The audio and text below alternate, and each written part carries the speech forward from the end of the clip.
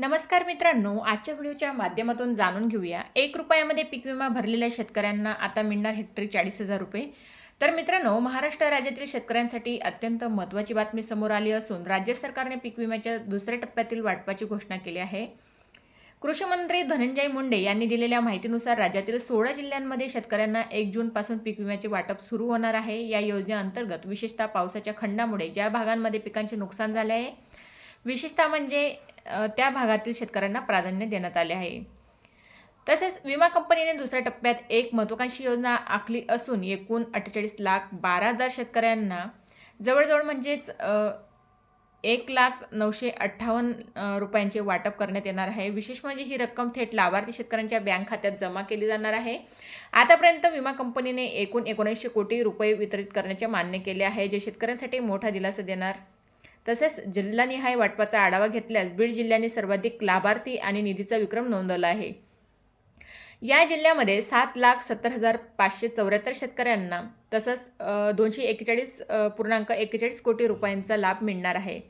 त्यानंतर नाशिक जिल्ह्यातील 3,50,000 लाभार्थी शेतकऱ्यांना 155.74 कोटी रुपयांचा लाभ मिळणार आहे। तसंच अहमदनगर जिल्ह्यातील 2,31,831 शेतकऱ्यांना 1,60.28 कोटी रुपये मिळतील।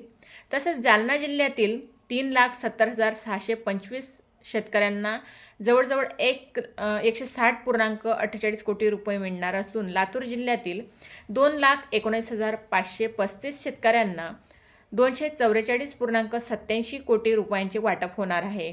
सोलापूर जिल्ह्यातील 1,82,534 लाभार्थींना 111.41 कोटी रुपये मिळतील। तसेच अकोला जिल्ह्यातील 1,77,253 शेतकऱ्यांना 97.29 कोटी रुपयांचा लाभ होणार आहे।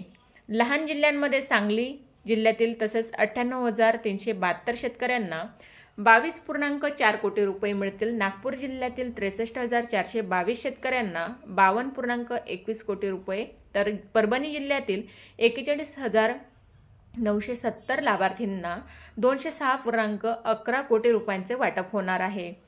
तसेच सातारा जिल्ह्यातील 40,406 शेतकऱ्यांना 6.74 कोटी रुपये मिळतील। बुलढाणा जिल्ह्यातील 36,358 शेतकऱ्यांना 18.39 कोटी रुपये, तसेच जळगाव जिल्ह्यातील 16,921 शेतकऱ्यांना 4.88 कोटी रुपये आणि अमरावती जिल्ह्यातील 10,265 लाभार्थींना जवळजवळ म्हणजेच 8 लाख रुपयांचे वाटप होणार आहे।